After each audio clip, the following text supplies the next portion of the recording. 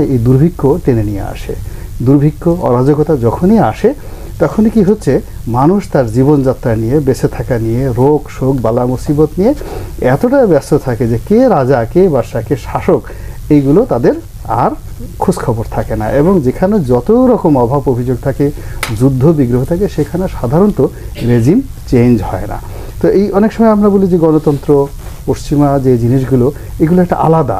এই ওখানে শুধু লোকজন বলতে থাকে, একটা প্রেসিডেন্টের অফিসের সামনে গিয়ে লোকজন কথা নেই বার্তা নেই, হোয়াইট হাউসের সামনে গিয়ে ইচ্ছা মতো সেই হোয়াইট হাউসের দরজায় বা ওই যে মূল গেটে লাথি মেরে দিল লোকজন, পতাকা পুড়িয়ে ফেলে, আমেরিকান পতাকা পুড়িয়ে ফেলে, বলে যে আমার টাকা দিয়ে তুমি চলতেছো।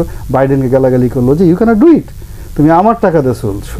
কিন্তু সেম কথাটা যদি চায়নার মানে ওই রেড স্কোয়ারে গিয়ে কেউ একটু আকার ইঙ্গিতে বলার চেষ্টা করে, 32টা দাঁত টেনে টেনে খুলে ফেলবে।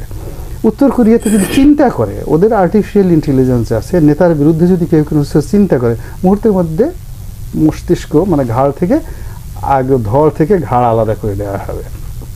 এখন চিন্তা করতে হবে যে আমরা এখন যে অবস্থাতে আছি, আমাদের এখানকার যে গণতন্ত্র, আমাদের এখানে যে রাজতন্ত্র, আমাদের এখানে মন্ত্রী এমপিদের যে ক্ষমতা, সিহারা ছুরত, তাদের হুম্বি তম্বি অহংকার, এগুলো কি চীন দেশের মতো, উত্তর কোরিয়ার মতো, নাকি লন্ডন আমেরিকার মতো? তো সেই অনুযায়ী আমাদের জনগণের তাদেরকে সংযত হওয়া উচিত।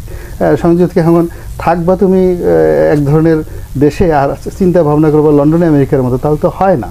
ফলে যিনি বলেছেন, তিনি তো রাজনীতির অত্যন্ত প্রাজ্ঞজনক ওবায়দুল কাদের, তিনি যেন তেন লাখ নয়, একেবারে পোড় খাওয়া রাজনীতিবিদ।